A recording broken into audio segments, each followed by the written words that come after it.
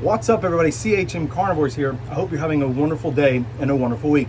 Now, in today's video, this is kind of off the cuff, but I wanted to show you what I'm seeing in real time. So the whole point of this channel was to have you grow with me, go along on this journey with me, and we can learn things together.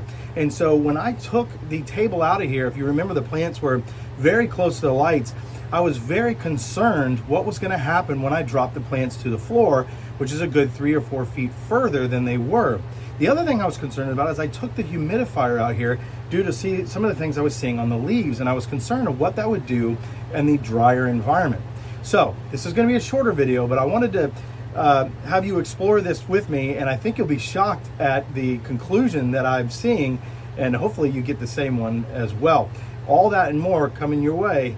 I'll see you in just a minute. All right, so the first thing that I want to talk about is I removed the humidifier. Now, what I was noticing is I was getting a lot of this kind of spotting. This is a mold issue, a fungus that usually takes place in the root base of a plant or the Nepenthes, and it will show itself in the leaves. Now, in itself is not dangerous to the plant. It is unsightly, but it will weaken the plant's immune system quite a bit. And so that was the first cue I was noticing, or clue rather, that I was noticing about the plants. The other thing I was noticing, if I can see if I can get down here, see, this is the Truncata Hiroshima. See that spotting? That's could be a couple different things, but I think what I'm looking at is oedema, and that is because of too much water on the plant. So what does that mean all together? I was noticing that humidifier that was running non-stop was in fact adding too much humidity to the leaves. And if I can pan around real slowly, we'll look at the Rob Cantley. And so this was the leaf when it had the humidifier on it. Here's one more. And so what I was noticing is maybe the humidifier was adding too much humidity to the environment, the ambient humidity being too high. I have, as you can probably hear and see, a lot of fans going, so definitely it's got air circulation. And so when I took the table out and dropped this down, I also removed the humidifier, and I was going to see how it's been. Now, this has been about 2 weeks and 5 days, almost 3 weeks since I'd done that. And so let's look at some of the leaves now. So here is the new leaf on that one I just showed you. So you see all the molding, or excuse me, the splotching from the mold. And here is the new leaf, bright green, no spotting at all. If I can pan over real slow again, Rob Cantley again. So this was, if you want to look at the transition, this was when the humidifier was in here running. This is when it just got turned off, and this is the newest leaf. Now, to be fair, with Rob Cantley, it will tend to spot up as the leaf ages, and so this is a newer leaf, so it may end up spotting up. But the reason why I don't think it will, again, sorry if I'm making anybody dizzy, is I want to look at the Truncatas. Now, this is the Truncata Titans tower, and if you'll notice here, see the leaf spotting, again, classic sign of oedema. And I haven't really top watered too much as far as like spraying into them, but I was wondering why that was happening. But if you look at the new leaf, beautiful, absolutely perfect.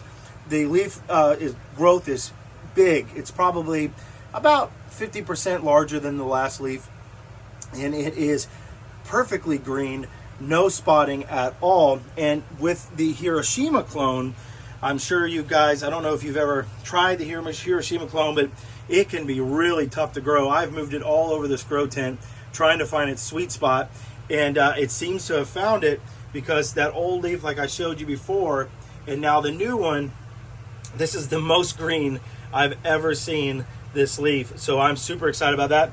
And then you have the Talented Tower also as well. Now, if you just take a look around in general, the leaves on these plants are coming out more and more green, and I think that's twofold.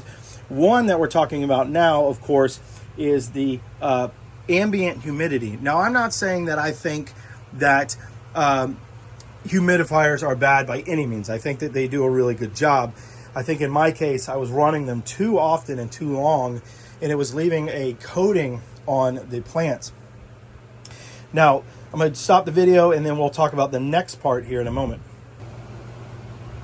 So the next thing I want to point out is the concern that I was having about moving the lights away. Now, I am no expert by any means on lights. I'm not going to show, I'll try to get it here in the periphery without putting it right in your face, but I am no expert when it comes to lighting.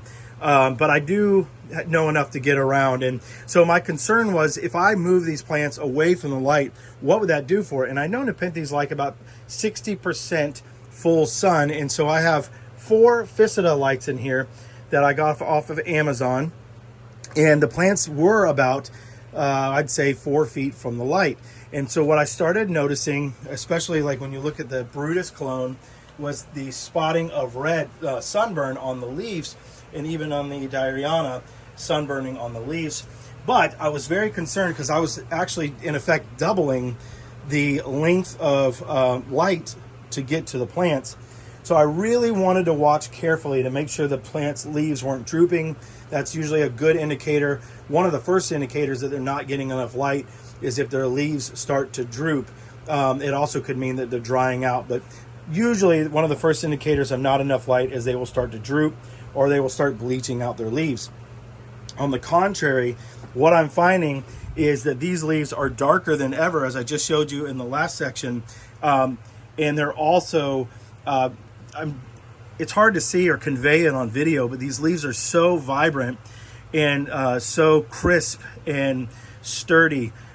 Some of which, like I said, the Hiroshima clone, I have had problems with since the beginning of having that clone in my collection, of just getting it to grow. The other thing that I've noticed is just how fast things are growing. And I don't know, well, I would reason or venture to guess that is because of the amount of space that I gave these plants when I opened them up off of that table. If you remember, they were very close together, and now I've allowed for a lot of breathing room, both figuratively and literally. And so what I'm thinking is that has allowed them a lot more room to spread out and to be more in their natural sort of state. I was very concerned about the Hamakua in the very back there. The Hamakua clone, it tends to like a lot of light, but as you can see, it's hiding behind that truncata leaf, but their pitchers are growing just fine. It is doing great. Brutus has got another pitcher way back there that is doing fine. The plant itself is doing okay. As you can see, it's still growing out nice and tall. I need to get stakes for it for sure. And then that is Caesar in the very back. It is doing as good as well. So everything I want to report is doing extremely well. The small, dainty, absolutely beautiful Aristolochiotes by Glabrata is doing fantastic. Its basil is getting to the point where it is almost as tall as the main vine. And so I have been very pleasantly surprised. And as a matter of fact, it's a little bonus, I was extra worried about the seedlings being this far away from the light, because for them, we're talking a very long distance, and they have done very well. I will continue to keep an eye on it, but I'm excited about that. And I do want to highlight another thing, is the truncata specifically, for whatever reason, seems to be taking the most liking to the lesser, like basically ongoing humidity from the humidifier. And then also, I think more than anything, the dropping in light. As you can see, not only this leaf is gorgeous, but the one on this truncata, not so small baby anymore, is gorgeous green. There's another one that's growing there beautifully. This one is doing very well. My patient is putting out a new leaf here. And if I slowly turn the camera, even the ones up here are doing very well. And so I'm going to do an update video here soon, probably in the next week or two, where I highlight some of the plants, but I want to give them a little bit more time to moderate and sort of get comfortable in their new environment. There's still some things that I need to keep a close eye on, mainly these ones in the back, in the bigger pots I'm concerned about. I just want to make sure that they're not getting too dry. Technically, the larger pots should help them prevent that from happening, but I want to keep an eye on them just in case. Overall, very excited. Let me turn the camera around and we'll wrap this video up. All right, so I wanted to do this really quick, sort of on the cuff, off the cuff rather, video with you. And so I just kind of looked this kind of stuff over yesterday, and I saw that and I was like, man, I got to share this with everybody. I'm very, very excited about this. A lot of this for me, I've been doing it for a while, but a lot of it still is experimental and just trying to learn what these plants like and what their environment is. And that's what I love about Nepenthes and carnivorous plants in general, is it's an ongoing journey. Even when you think that you've done it for a while, or that you're really good at it, or you've mastered the craft, which I haven't, there's always more to learn. Now, I know it's not very scientific. I can't tell you the amount of all these things that are happening with the lights or with the humidity, but I will give you a little food for thought.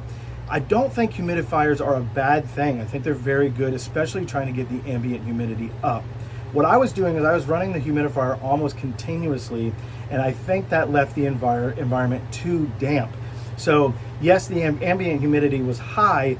Unfortunately, it was high to the point where the water was sitting on the leaves, which was causing systemic edema. Now, I do think using a humidifier is still a great idea and will help your plants, especially if you're struggling to get that humidity up. But some of the things you can do besides having that water sit on the leaves themselves is do a tray method. But very important at this point is make sure that if you have your Nepenthes in the tray, that you have something under the pot that keeps them out of the water. They do not want to sit in water. They will get root rot very easily. But if they're in that tray, that water will evaporate naturally around them without producing too much of that ambient moisture in the air. The other thing I figured out is I thought I was giving my plants a lot of airflow, but in reality, I don't think I was giving them quite enough, because as soon as I spread them out and removed that table, I added about an extra probably 40% to my square footage, and these plants have really taken a liking to that. They're getting more airflow now than ever, and I think that's really important. But that is something to think about. I see a lot of growers, including myself, who become infatuated with these plants, because understandably so, they're beautiful, they're mesmerizing, and they buy a bunch of little ones. But you got to remember, what's the long game, right? What's the big play? And so think about how you're going to continue to grow. So for me, by taking that table out, I've added a couple more years to this tent, but there will come a time where I'm going to have to double this tent size, and I've got to be ready for that. Anyways, thank you for taking this journey. Couldn't be more pleased. I'm specifically pleased with the Rob Cantley. I've had this thing in my collection for probably 3 years, and it has been a struggle since day one, and it is now finally starting to do its Rob Cantley thing. It's looking gorgeous. As a matter of fact, it's producing its very first itty bitty picture in probably over a year. I hope you've enjoyed this video. If you have any questions, comments, or concerns, you know what to do. You can always comment. I'm always here to help you. If you want to go over to Facebook, I do have my Facebook group that can help Carnivorous Plant Help for beginners. And there I can help as well, and I've got admins that will help as well. Again, anything you want to leave in the comments, please do so. I'm here to help you. If you are subscribed, thank you so much for your support. It means the world to me. And if you're not yet, please do consider doing so as we continue to get the word out about these amazing, amazing plants. As always, I hope you have a wonderful day and a wonderful week. See you soon.